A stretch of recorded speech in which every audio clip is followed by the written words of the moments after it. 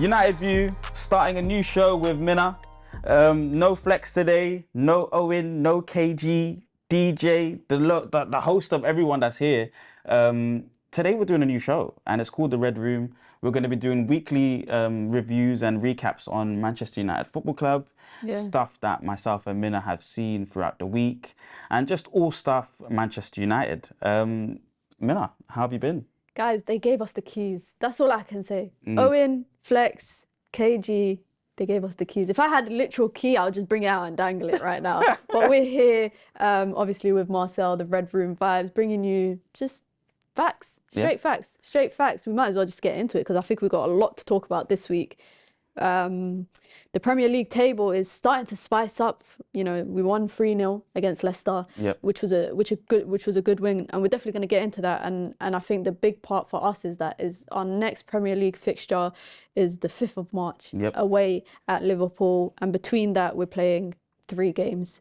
With the way that the Premier League table is looking right now, do you think we can be in a title race? Yeah, I mean, you know, just speaking on that Leicester game and a crucial match for us, I think, you know, at a time where a couple difficult fixtures, I know we'll come on to Barcelona in a minute, but, you know, we had the Barcelona game, kind of 2 Barcelona games either side of this fixture. Important game for us to win. It was handled very well, and it puts us on the road towards a title race. You know, KG's been vocal about it. I don't know if you've really been seeing a lot of the stuff he's been saying on it. Very reckless, but he's definitely believed that we're in a title race. I'm definitely with him. You know, we're in and around the title race vibes. You know, I saw that you've spoken on a full view saying, you know, it's game by game. I agree with you, Mina, but you know, the way that the team's been playing right now, like you mentioned, you know, a fantastic win against Leicester, a game coming up against Liverpool, massive game away from home. I really do believe that, you know, considering where we are in the table, we're still within that title race vibes. I think, you know, the team has been playing consistent football right now. And if we can have a strong second half of the season, then we're definitely, you know, we have to consider ourselves part of the title race. Just thinking about the Leicester game, for example, because I feel like we've still not really found our staple in games. I think it takes sometimes quite a lot for the team to wake up. You know, when we're playing the big clubs, first minute they are on it every time. But then when we come against the smaller teams or the mid-table teams, it's like we let them set the tempo and we let them set the speed of the game before Ten Hag gets a moment with them in the dressing room at half-time. I don't know what he says to them, but he says something. Because it works every single time. And a prime example is the Leicester game this weekend. First half for me was horrible. It was a horrible half. And I remember Ten Hag saying if he had all the time to talk about it, he'd be there all day. Because there was just so many things that went wrong. And I think this season I'm more, what's the word? I'm a lot less critical of that because I know it's a learning curve. Like, at the beginning of the season when we lost to Brentford and Brighton, if you had told me come February you're going to be playing in a final, you know, next round of Europa League, you would be 3rd place in the Premier League after what was a horrible season last year, I wouldn't believe it.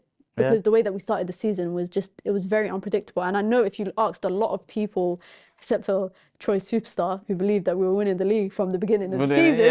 But if you asked anybody else, they would have said to you at the beginning of the season, I'm happy with top 4. Yep, 100% agree with you. I mean, you know, we've come so far. I mean, and if you're speaking to those 2 games at the beginning of the season, you're right. I mean, and to your point in terms of starting the games well, we didn't start those 2 games well. You know, against Brighton, early conceding of goal, Fred trying to build out from the back. Brentford, it was catastrophe before half time, you know, and we've had other games where it was a little bit like that, starting poor early. Leeds, you know, both beginning of the first half, beginning of the second half started slow. So I definitely agree with you. It's something, that character, you know, Ten Hag's definitely brought that, and they're going to need that for the game against Liverpool away, 5th of March. You know, character. That's a big game. I think everyone is obviously so focused on Barca and Carabao Cup, which rightly so, but I think in terms of our Premier League fixtures, it's big because no matter what, it seems like these congested fixtures are carrying on for us. Like we're coming to the end of February now, and to say that, you know, we just played Premier League on Sunday, and our next Premier League game is not for another 2 weeks, but between that we've got 3 games. Cups. It's literally 3 different cups: Carabao Cup, Europa League, FA Cup. I still want to be in the running for every cup. And I know that it might be selfish of me, but I want to be in the running for all those cups. But I've seen people saying that we should throw the Europa League in the hopes of, you know, a title charge, which we're going to get into. Yeah. But I want to see us competing in every cup. I mean, we are the only club in the league that's competing in every competition domestically. Do you think that's something that we have to, you know, kind of consider when we're talking about title race? Just bringing it to that title race. We're competing on 4 different fronts. I think Ten Hag is a manager that thinks to himself, I want to win every single football match. But having that kind of mentality, is that bringing Manchester United in terms of the players and the fans' ambition higher, saying we need to win every single game? Or was it about, you know, putting your eggs in different baskets and saying, well, we're spread quite thin here now? Nah, I think it's winning mentality. For me, the most important thing, winning mentality.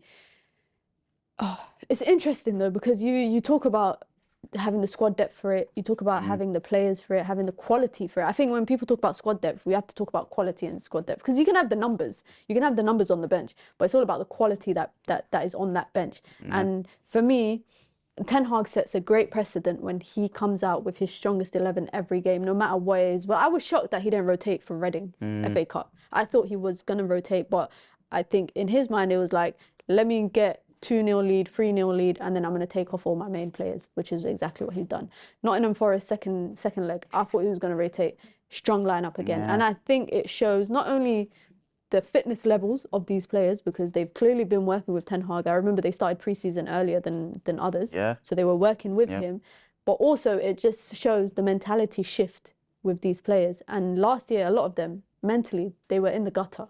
Yeah, it's the exact same players, you know. It's you know, a few changes here and there, and I think the cores maybe changed. You know, Casemiro coming in, the likes of obviously Anthony coming in, massive change structurally for the 11 and the team as a whole. But it's the same kind of core of players. Your McTominay, who was well at the beginning of the season, now faded off. Now Fred, Varane was there last season. Delot, Wan-Bissaka, you know, and you know, that talking about that starting 11 like you're talking about. Just a few words in terms of what Ten Hag has done for this team. What do you think Ten Hag has really been able to change about this side on the pitch and off the pitch? Oh, that's a good one. That's a good question. Because I think, for me, like I said, number one, mentality. I think he's made these players believe that they're good enough to be in a Manchester United shirt, which is what a lot of them probably felt like last season and the season before, because a lot of fans, myself included, were saying some of these were not fit to wear that shirt. And I feel like now Ten Hag has come in and said, listen, you are here for a reason, because you're good enough. So if you're good enough to be here and wear that shirt, you're going to show it game in, game out.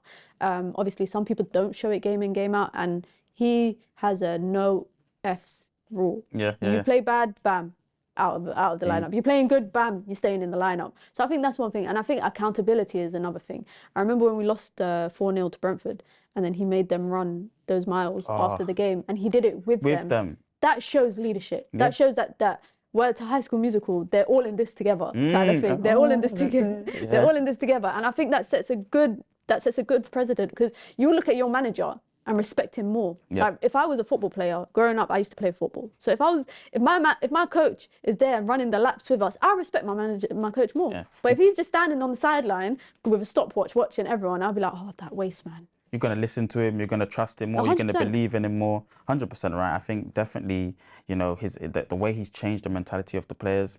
I really do think part of mentality as well comes with the tactical side of things as well. They're I feel like they're being coached. Yes. I feel like in the past they might have not, like, no scrutiny to the most recent managers, but I don't think like they were being coached. I feel like with Ralf Rangnick, he knew he was there temporarily, so he was just there to do his temporary job. Like, that's literally what he was there to do.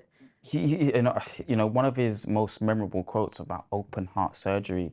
You know, I do want to come on to Rashford, Sancho, and appreciation. It's an appreciation, because that surgery went well with them. You know what I mean? Like, when we think about Marcus Rashford last season and we compare him to what he is this season, and even for the next coming games, you know, how important is he for this Barcelona fixture, for this Liverpool fixture coming up? And another big game, and I really do think Marcus Rashford right now is a massive game player. You know, in all the big games, he turns up and contributes. But what do you think his role would be for the next 2 games and this season as a This whole? season, it's interesting because there's obviously always talk on social media about comparing him to other players in the league and in the world. And I saw an interesting stat earlier today that said that he's scored a similar percentage of goals for Manchester United that Lewandowski has scored for Barca and Osimhen has scored for Napoli. But for some reason, pundits like to criticise the fact that Rashford is scoring all of Manchester United's goals, which he isn't. It's around 36% or around that 30-ish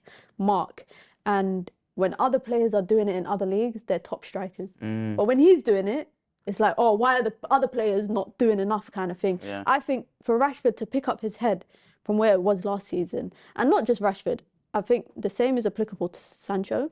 And also the same is applicable to Saka. I know he doesn't play for Manchester United, but the way that the Euros ended, to pick up their heads and be like, okay, we've missed the big moment penalties in what would have been history for your country.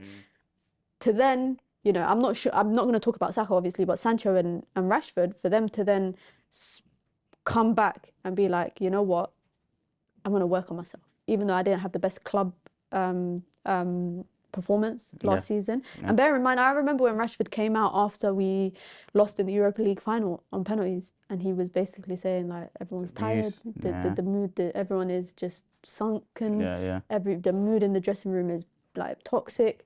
And I remember him saying in the post-match interview, basically saying like, we're tired, we're fatigued, we're tired, people are injured, playing through injuries, I'm playing through injuries. To come past all of that and then pick up form, a lot of the credit has to go to him. I know obviously we credit Benny McCarthy, we credit Eric Ten Hag, or like Flex says, Quinton, man like Quinton Fortune. Shout out to Benny McCarthy and Flex. But credit goes to all of them, but also mentality, it goes to Rashford, because he could have been one of those players that could have been like, you know what, maybe I'm not good enough, maybe I'm this, maybe I'm that. But he picked himself up, and now he's got what I think is 24 goals, 9 assists, all competitions. He's already matched his Premier League goal tally. And he's still got a lot of football left to play of the season. We've got a lot of football. A good 14 or so games, 14, 15 or so games to play, plus the cup ties if we get further in those. I mean, it just looks really good for Marcus Rashford at the minute in terms of the way he's playing, the way he's thinking about the game. You think he can do more? Yes. I think every player can do more. I think, you know, and I've definitely, our manager will be saying those kind of, giving those kind of vibes and that kind of mindset to the players. But I do think Marcus Rashford can contribute more. You know, defensively, he's very sound, but he can do a little bit more there now. I feel like once you become a little bit of a top player, you get a little bit lazy, cut corners. But you know what? Defensively, I don't think he has to do much, because I think that's where Weghorst comes in. And I was going to ask you about your opinion on Weghorst, because I think he's obviously gotten a lot of criticisms. He's a striker, he's not scoring, but there's a lot of stuff he does that benefits other players. And I feel like that is one of it. When Rashford plays in that 9 role, Rashford does not have to worry about dropping back to defend, because Weghorst is there to work. Even in the instance of Garnacho, who's defensively not that sound. He's got a lot to learn. He's still got a lot to learn. He's only 18. But even in those instances, I've seen Weghorst tracking back on the wing. I've seen him in the central positions. I've seen him literally everywhere. And I feel like for all the criticisms that he does get for not scoring, I do feel like he allows people like Rashford to do that. Obviously, Rashford was scoring well before Weghorst came.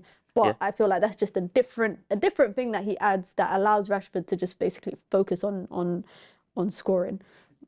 I think you're right. And I think Ten Hag most probably thinks you're right as well. You know, Weghorst, I think he does, because Weghorst adds so much in terms of proactive running and effort. You're going to expect that, especially against a team like Barcelona, who are going to pass the ball about a lot in the game. You want somebody running, tracking players. In the Premier League, the game's so fast.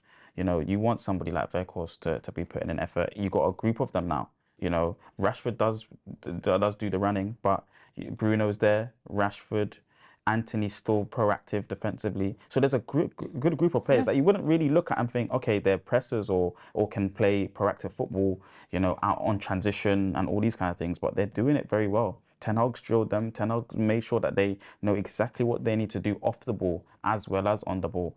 But Weghorst in particular has been outstanding. I think he's come in through half the season and is doing so many sprints already. He's played already more minutes than Anthony Martial. It's on and he's only been here. Yeah. I'm sorry to mention that because I saw a table today on Twitter. I think it was on United Arena that had like all the players and the minutes and that they've played, and he's already played more minutes. Even Alanga's about to catch up with Anthony Martial, who I think is a big miss for us. I genuinely feel like there's things that we miss in Martial's play that we would have benefited from a lot. So, and I don't like to compare the two because I think they're both Man United players and they're both important for us. But with Tony Martial, I think you get wonderful ability on the ball, but you're not getting that pressing that Weghorst. Like, it really, you can see it as chalk and cheese. Like, I love what Ten Hag's done in terms of, we were complaining about not getting pressing in the forward line with Ronaldo, long before Tony Martial's situation, Anthony Martial. But now, Cristiano Ronaldo's left and there was a big gap, world-class player, goals, but also the pressing, he needed to come in and resolve that issue, and he's been able to do it in abundance. You can't complain 1 ounce, when it comes to Weghorst and his effort. It's just the goal scoring and the technical ability, of course. I mean, Leicester game, he could have scored a hat-trick. Yeah. He actually had like a hat-trick of chances. But even talking about the Leicester game, for me, Sancho, what a cameo. Yeah. What a cameo he had, and what a comeback he's making. I saw news today that he's requested to work with Benny McCarthy. To improve his finishing, improve his technical. He's technically one of, I think, the most gifted players in our team, technically. Yep, I think in the league. Yeah, I think but it's just, he's been so unlucky. I think coming in with that price tag, you're going to be unlucky. Yeah. Then United's going through a little bit of a bumpy roller coaster at that season. So his debut season was not one that was really like, people were criticising him a lot more. Yeah, it was in a poor time. Man United weren't doing very well. It was in a poor time. But I honestly do believe that his potential, yes, the price tag is high, but I believe the potential is, creme de la creme. I do think he's going to be one of the best players in the world. He just needs to work. He's only young. I think he's like 22, he's right? 22. Yeah, he's 22, 23, and he's maturing in his career. I think, again, speaking about Ten Hag, handled that situation well, handled the Ronaldo situation well, the Donny van de Beek, so many Rashford minutes and managing those and handling all player situations in the media, speaking eloquently and honest. That's one thing I like about Ten Hag is the way that he speaks in the media. Like, I used to hate watching post-match conferences and pre-game. Like, just with a lot of managers, I just did not enjoy watching it. But now I sit there at my television after a game waiting. Yeah. I'm waiting for that Ten Hag interview after the game because I want to hear what he has to say. I like the way he speaks about the game, the way he analyzes the game, but also the way that he speaks about his players. He's never said anything bad about his players. And in the past, we've had managers that would throw their players under the bus, and players would do the same with the manager too. So it's nice, it's very refreshing to have a manager that just basically wants to focus on football, which is what he says all the time, that his job is just to focus on the football and winning, and everything else behind that, he'll deal with it as best as he can. Yeah. One of the best up and coming managers, and I think, in long term will be one of the best in the world. On the Newcastle game, this is a great week to be a Man United fan. Honestly, it could be great. It could not be. Well, comparing it to the last few years, I mean, having a cup final and playing against Barcelona in the same week, it's unreal. And the style of football that we're playing within this, within the last months or so, it's been brilliant football since the start of the year, and this week in particular, we were all worried about it, especially the first leg against Barcelona last week Thursday. I wasn't worried. I honestly was not worried because, again, Ten Hag has instilled this into me. Like, I genuinely feel like every game we could go into, we could beat our opponents. Yeah. We could compete. I agree with you now, for sure now as well, for sure now. But, speaking to United fans, a lot of people are a bit nervy about Barcelona. They still got the level. I hear it. I was still thinking, Barcelona of old, this is a massive test for Man United. And I think they passed with flying colours on Thursday. And again, now this Thursday, we've got an opportunity to show that kind of level. How do you think Ten Hag is going to... What's the starting 11? What do you think the starting 11 will be? It's a good question. That you'd like it to be?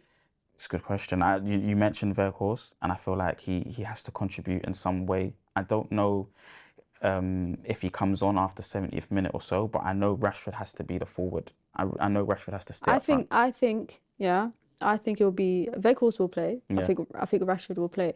I feel like it's going to be similar to the last few games where Rashford's up top, Weghorst in that 10. Yeah. I think maybe Garnacho could start, or Sancho. I don't see Sancho could play. I Bruno think could play, and the reason why I think Weghorst will start mm, is because I think with Busquets back, Busquets and De Jong sitting as that back that double midfield yeah, behind the pivot, in front of the defenders.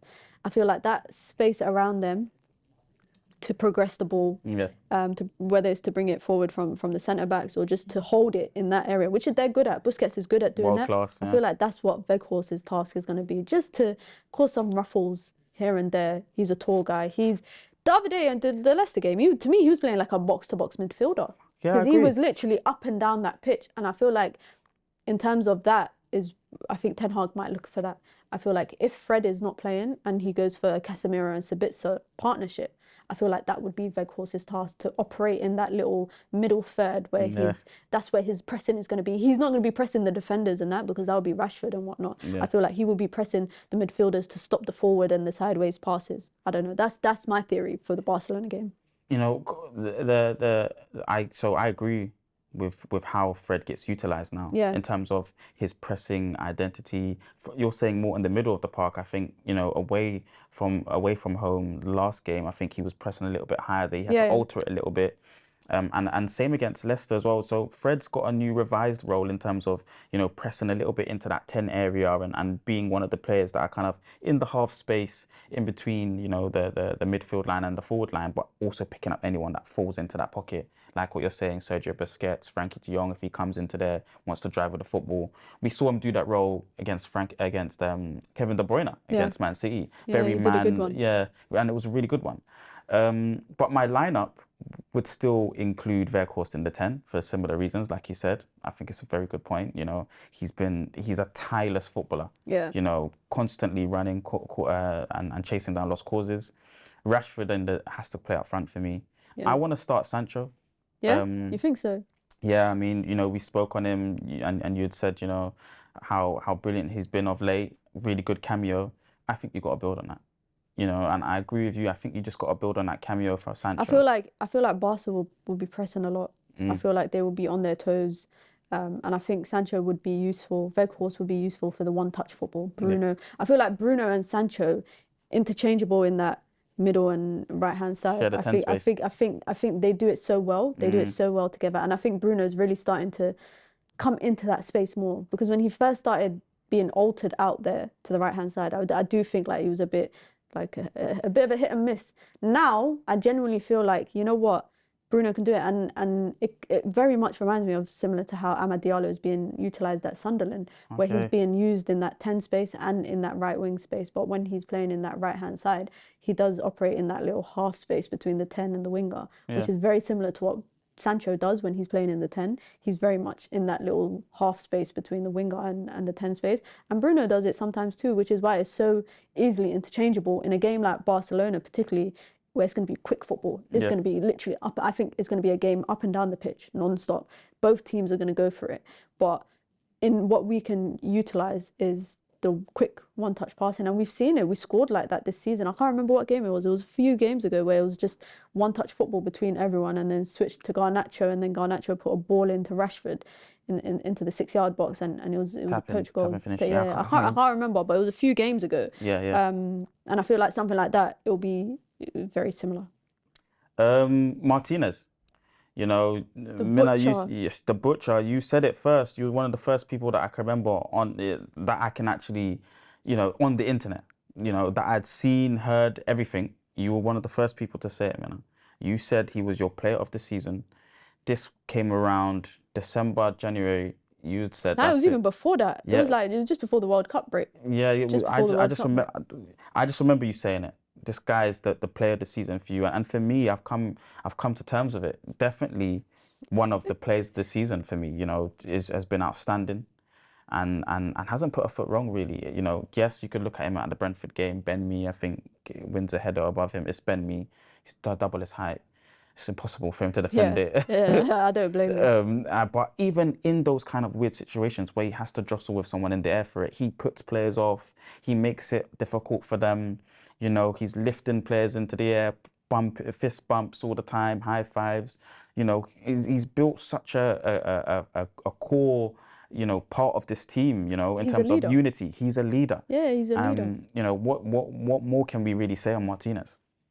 I think him and Varane, they complement each other so well. Like I feel like when Varane does, people think that he's this cool-headed person. He seems like he's got a bit of fire in him. He seems like you don't become a 5-time Champions League winner, World Cup winner by being soft. It don't happen. And when you're partnered with Sergio Ramos for most of your career, and then you're now coming partnered with Martinez, in terms of personality, I feel like Martinez and Ramos are quite similar. I'm not saying in ability, that's a different conversation, but I feel like in personality, you know, that fire, that fire, that temperament that they got. Red card, that literally, switcher. That's the vibe that I get from both of them. But with Martinez, I think him coming in, and it might be wild what I say, but him coming in and basically benching Maguire. Yeah. Maguire's had that spot for a few years. And yeah, some people might say that Martinez was, you know, he's the manager's signing because they played together in Ajax. But to come in and become a fan favourite like that, it don't happen. It don't happen easily. Yep. It don't happen. Not just fan favourite. This is a guy that pundits didn't give him a chance. Yeah. Before he even had the opportunity to play a consistent run of games, they didn't give him a chance. I remember that Brentford game, he came off half-time and everybody was saying it was his fault. Pundits were saying that he came off like he got hooked and he should be embarrassed and blah, blah, blah. He's too short to play in this game, in the league, and he's only going to continue to be exposed throughout the rest of the season. This is just Brentford, you know, when they come up against the bigger teams, the better teams, it's going to be worse. Those pundits, honestly, I get some of them have come out now and said that they were wrong to assume that so easily. But for me, it's like you move to a new country, new language, new league.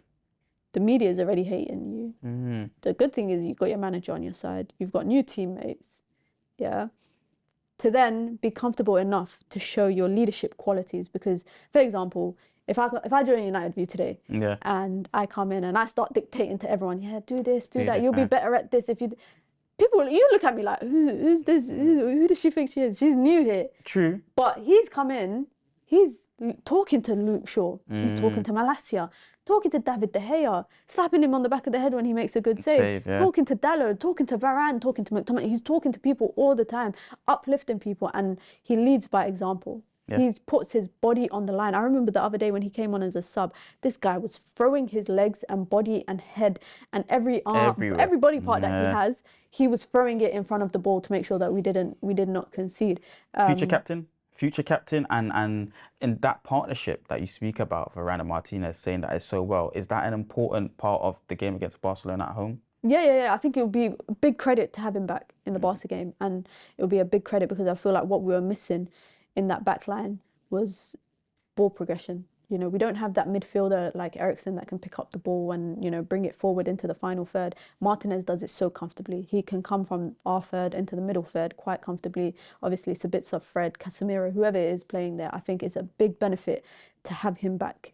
I feel like, obviously, Varane's job will be to man mark Lewandowski, but I feel like Rafinha caused us a few issues last game, and I feel like I'm not stressed. I'm not stressed about Martinez being back. Like I feel even more optimistic now that knowing that Martinez is coming back. Do you think that his ball playing qualities is what makes him so special in that defensive line? It's not just that. It's not just the ball playing. For me, it's just like the temper. Like for me, I like you know the Vidic's, like like those kind of defenders. I like that, and I feel like for so long we've had a soft backline. We've had, you know, Lindelof, Harry Maguire, and it's no criticism to them because that's just not the kind of player that they are. Every player is different.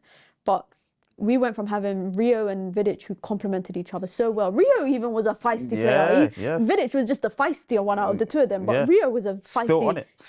He was on it. So I feel like we've just missed that for so long, and because of that, there was I remember that time when Martial got sent off against Spurs, and Maguire was just standing there in the box as our captain.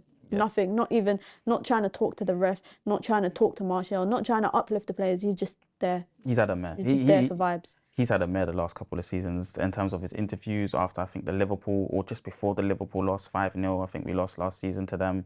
A poor interview. You know, the way he carries himself in the media, I think Maguire's not been the best in terms of leadership qualities, being the right kind of captain. I think Bruno's done that well this season. Bruno's been he's been that guy. Yeah, he's been that guy. He's been that guy. And the lights are on him this season. And I'm glad he's getting his flowers, you know, in terms of how he's been performing. Still, you know, a lot of the time people complain about the way he gives away the ball and stuff, but still most productive I feel player. like he's become more tidier over the last few games with the ball than in the past. Like, I feel like he's more responsible with it. You saw it on the weekend, Leicester game. He had like, obviously 2 assists, but I think it was like 9 important passes, and his stats were ridiculous for that game. And I do feel like under Ten Hag, he's learning. Because he's like, players are going to learn under every coach that they're under, and I feel like he's learning and he's a leader. Him and like Martinez, Casemiro, Varane. I think Varane's a leader, and it'll be interesting to see, not just for the Barca game, but to see how that game pans out, and then to play a final 3 days later. It will be so interesting to see, you know, how the players come out, because Newcastle, I think, obviously they're missing Pope because he got sent off. Yes, yeah. Against Liverpool. Dubravka's cup tied. Karius, I saw reports that he's possibly out injured. I saw reports this morning that there's a possibility that he could be out injured, and if it's the case, they might have to recall Tim Krul. Penalty saver. Yeah. Good at saving penalties. Yeah, so it'll be interesting to see. But in terms of what's happening on the pitch, off the pitch, there's a lot happening. And obviously, I know everybody's aware of potential bids and potential new owners, with the most discussed ones being obviously Sir Jim Ratcliffe and Ineos, and how do you pronounce it? It's Sheikh Jassim bin Hamad bin Al Thani. Yeah, I don't know the last bit, but I know Sheikh Jassim bin Hamad Al Thani. Al Thani, it's a Thani, and he is the chairman of the Qatari Investment Bank, and those two have been in the media a lot, I think, the last few days. Yeah. For the same reason, i.e. the bid, but I feel like the media coverage they get is quite different. For me, and Elliott Investment Management, of course, that is another alternative for the Glazers, because there's a possibility they might not even sell, and they might just get some funding, which I hope is not, because I don't want that. In terms of potential owners, what do you think is the most important thing? Because with the 2 main front runners, obviously there's a lot more apparently that have bidded, that have put their interest in for the club, but it's quite telling, like the statements that have come out from the 2 major camps in terms of what their priorities are. And it's, I don't know, I'm interested to hear what you got to say. Well, I think there'll be many more, you know, people coming in, consortiums, investment groups, entities coming in to make bids for Man United. We're a massive club. But in terms of the 2 main that you've mentioned and that we've been hearing a lot of rumours and know things, a few things about, you know, Sir Jim Ratcliffe and Ineos in particular, I think, you know, we have to look at the route at first, the Rain Group and the Glazers. I think, you know, the Rain Group maybe have been tasked with, you know, obviously just trying to get the biggest price possible.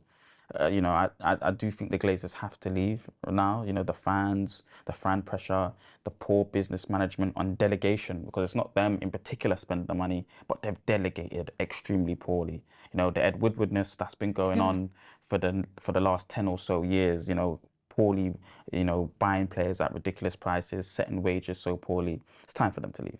You know, they've drained everything from the club now, and if we can get, you know, a really good price for it, I think that's their main goal. You know, that's how they would be looking at things. In terms of the 2 entities, I think, you know, the Qatari Investment Group, you know, Sheikh Jassim or Yassim, I think he would be just looking for the best in class in every way, shape or form. I seem to believe, or my opinion, I'm of the opinion that, you know, that kind of part of the world, the Middle Eastern world, they like the best in class of everything. They, you know, they're very they're competitive within their Arab Emirates, and they have ego. You know, everyone does, but you want the best in class, similar to what the work that they've done at PSG. Across the pond, you know, east side of Manchester, you can see the good work and the creative work that's been done with City. And I'm pretty sure the investment that they're about to embark on, the Saudis in particular, with Newcastle, will be very, very good. So as long as you're developing the culture of football in that city, and you're trying to improve the standard for the women's game, for the men's game, youth level, you know, and really making long-lasting changes in that community. That's what stood out for me, because Yeah. I saw that mentioned in, I think it was the Qatari statement, where they said they want to bring back United, but also they plan to invest in a stadium. Like, obviously, they're saying the things that people want to hear. Do you think it's just lip service? No, or? no, I don't think it's lip service. I feel like they would probably do it. Yeah. Obviously, the stadium thing is interesting because regardless of what owners it is, they need to develop the stadium. They need to refurbish that stadium. The stadium needs refurbishment. So regardless of who comes in, they will probably do it. But I feel like some owners might come in and do that at the expense of other stuff. I think, like you said, an important thing is the women's team to be supported. The Deloitte financial report for last season came out the other day, and I think Manchester United was they had the second biggest revenue in terms of all the women in the top 5 leagues in Europe. And even though they generate that revenue, a lot of it comes from their parent club, because obviously women's football is developing revenue, but not at a fast rate that men's football is. And I feel like this season women's team are in a title race. Next season, if they want to continue competing at that level, they need the support.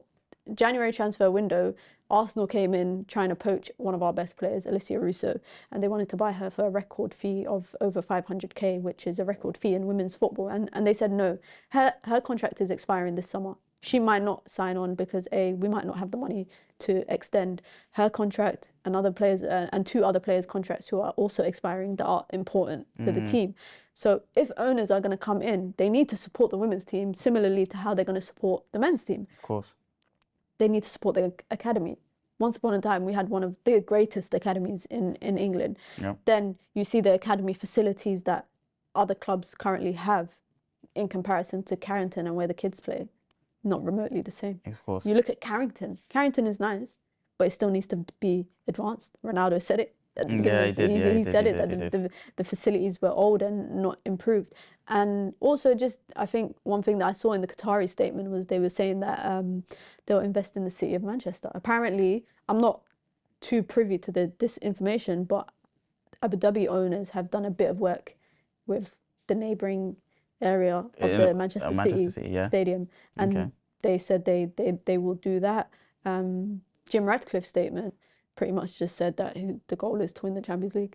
It's basically, that's what I took from the statement. It was a long statement, and it did say, bring the, but I feel like when you're coming in and you're trying to garner support, you need to be specific. Exactly. You don't need to give me your, presentation as to this is what I'm going to do, this is how I'm going to do it, blah, blah, blah. But please be specific about what your plans are, because you're coming in, and I feel like Qatar probably feel like they have something to prove to not just the fans, but to the media, to the worldwide football global base. They feel like they've got something to prove. So they have to be specific with what they are planning to do. Some people might say is buying people's support, but I think no matter who the owners are, I think they have to be specific about what they are going to do. And I think quite a few support groups have said the same thing. They have to be specific in terms of how they're going to develop the team, how they're going to, develop the club from top to bottom, whether it's stadium, academy,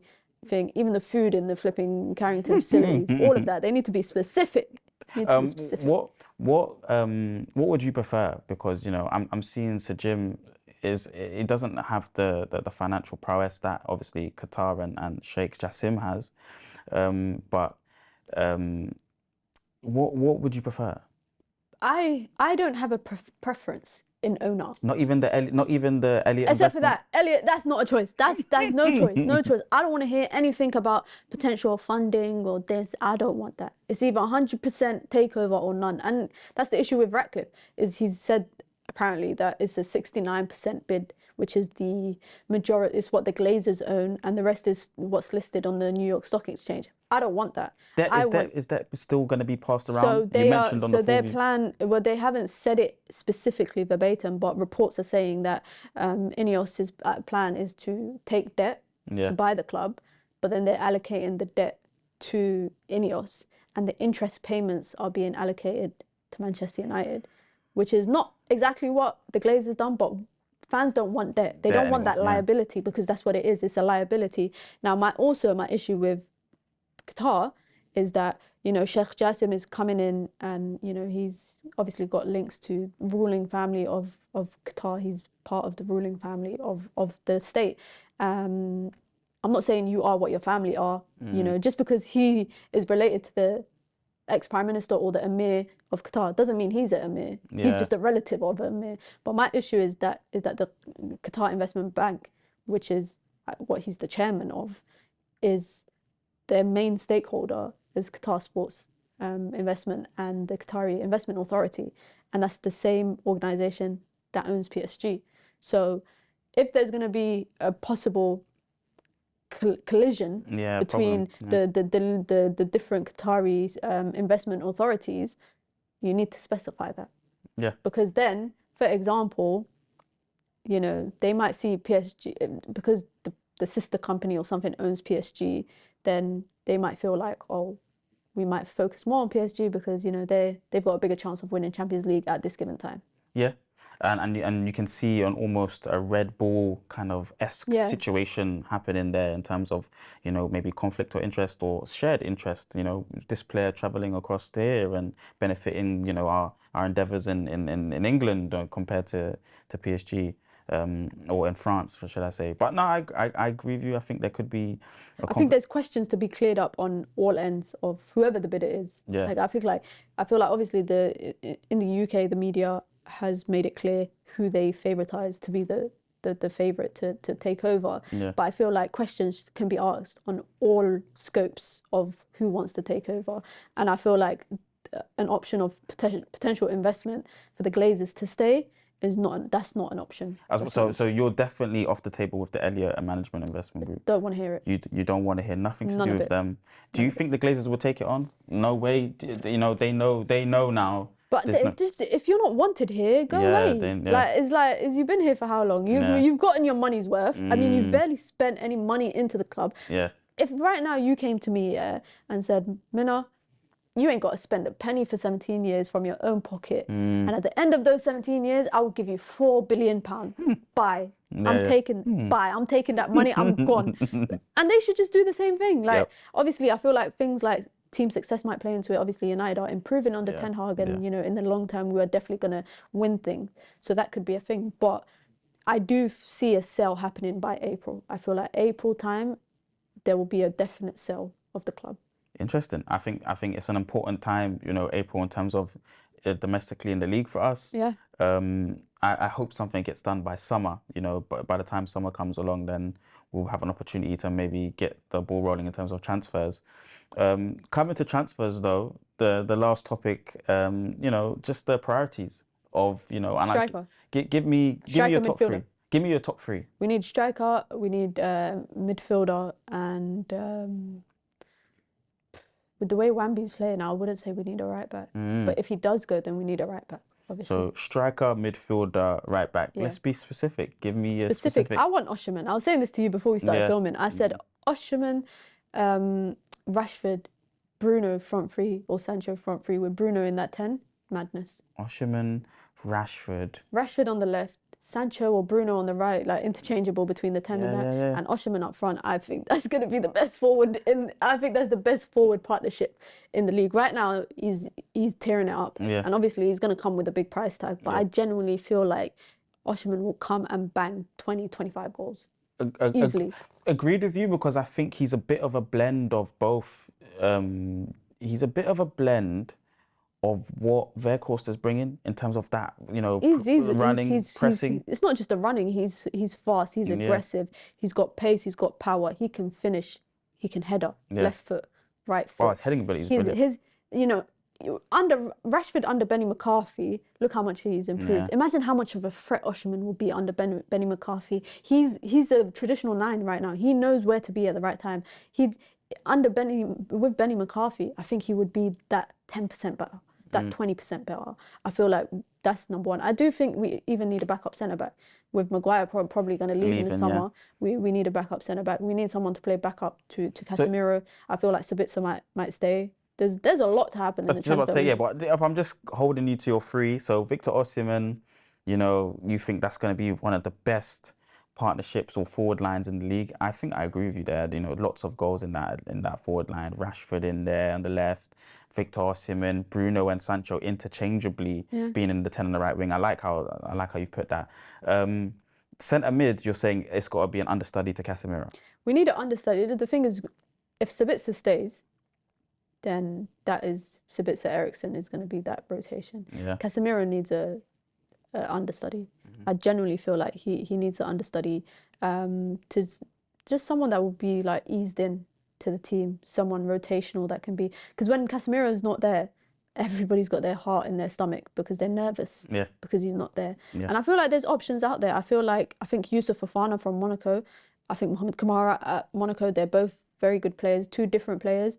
But I feel like for me, I'm leaning more towards Mohamed Kamara because he's younger. He's 22 years old. He's just got that 1-2 years of experience playing in that league, but he is great quality. And I feel like he would be a great understudy to Casemiro because they're quite similar in the way that they play. They're quite similar. And I feel like right back options in the league or just in Europe right now there's not a lot. Yeah, and that's why I'm optimistic that Wambi will stay.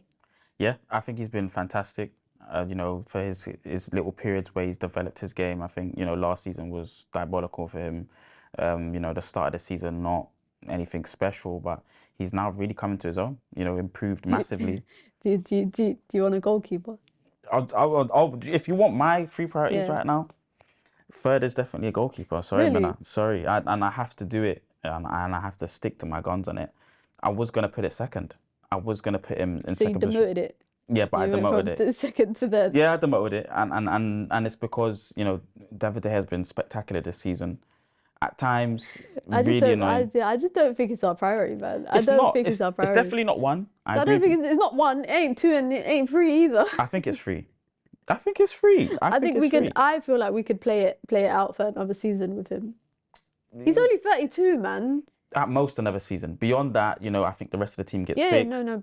Beyond that, I feel like he's the last piece to be changed. Oof, I don't know if he's the last piece to be changed. He's the last person to win the title for us, I believe. Yeah, he's the only person in our team that's won a title. Yeah, but and for me, it's I look at that picture in a different way in the sense that he's the last one, but that was in an old time, so he knows how to win it the old way that we used to win it. He was youngster then. He was 21, 22. He came as a kid. He came as a kid. Yeah. In terms of I feel like mentality he's probably developed more. Yeah, but in technical ability, he's coming extremely. He's coming short. But he wasn't that bad this weekend. Oh no, against Leicester in terms of even his passing from the back. His flaws, I think, is most identifiable when he has to play it short to his defenders. Yeah, but his long passing it always comes back. The opponent always gets it, and it comes back to us. You know, last season it was happening too many times. This season it's happened too many times as well. For my liking in particular, I just feel like we need somebody. You know, I thought we moved past that. I can't lie. No, saving ability. Yeah, he's the best. I cannot say it 1,000 more times. He's won so many points for us. A fantastic player for us. I just feel like Ten Hag's done so much developing of what on the pitch. You know, of that starting 10 players on outfield. That, you know, with the 11th in goal now, you can add so much more if you've got somebody ball playing. Similar to how Martinez has connected that defensive line and the midfield line so well. You know, we had so much problem with that. I think, you know, we can get the team up another little 5 yards, another little 3 yards, 4 yards if you get De Gea in there as your third choice of the priority list. I think a striker's important. Yeah. Victor Osimhen, Harry Kane is definitely the two for me. I also like Kolo Muani. Yeah, Kolo Muani. Oh, he's really good. He's good. He's a fantastic player, and I really like how he plays football. So I'll put him in that list as well as maybe my 3 strikers. And then a midfield similar to you. Yeah. I'm gonna say Jude Bellingham. Somebody. That's interesting. Yeah, somebody that we should be looking at this summer. Jude Bellingham is just box to box and won't be, or Camavinga. Yeah, Camavinga's good. I was disappointed that we never went for him. Yeah. Even Tchouaméni. I was disappointed that we never went for him. Is he surplus to? I don't know too much about Real Madrid. We're going to see later on today. But you know, he's somebody that I think's not getting enough minutes at Real Madrid and could be possible. He's getting a lot of minutes, but it's alternating in positions. He plays left back sometimes. Yeah. Even we saw it with France at the World Cup. Camavinga was playing left back sometimes, so he's shown his flexibility in playing in different positions. But I remember last season in the Champions League run, every time he came on in the knockout stage, he changed the game for them. Spectacular. He was a big part of the game for them, and I think we would be very punching if we tried to sign him. Not because he's out of our realm, but because I don't think Madrid will let him go. Yeah. But we can try. Especially if they get Jude to come in. I think Jude is leaving Borussia Dortmund this season. He's leaving for sure, yeah. I would like for us to be one of the front runners, but if he goes to Real Madrid, I think then it's locked off. It's Valverde, Jude, and Tchouaméni, and then Camavinga has to jostle for minutes. I think there's an opportunity there for us, or just Jude come. You know, we get Jude and he adds to a magnificent functional midfield at Man United right now. But yeah, that would be my top three right now. Similar but different. Goalkeeper for me ain't it, but we can agree to disagree as we always do on that one. But that's all we have time for, guys. It's been a quick 30 minutes, slow, fast, I don't know, but it's the first one. More to come next week. We're going to start doing these weekly every Wednesday. So looking forward to you guys. Comment on the book. Yeah, make sure. Come on, man. You're new to. He's new to this, guys, so he don't know how to do the whole YouTube thing. Yeah, go on. And it ain't 30 minutes. It's nearly an hour. Is it? It's nearly an hour. It felt like when you talk 30 a lot, minutes. it kind of goes quickly, and it goes quickly. It felt like 30 minutes. But when you're on YouTube, you're meant to be like, comment, subscribe. Make sure you guys can join the UV Members Club. You can get your badges, your emojis. Make sure you like, comment, subscribe. There's a lot of content coming, a lot of match day content coming. So make sure you guys keep rocking with the channel, and we'll be back on the Red Room. It's a new show here. They gave us the keys, guys. They gave us the keys. Peace.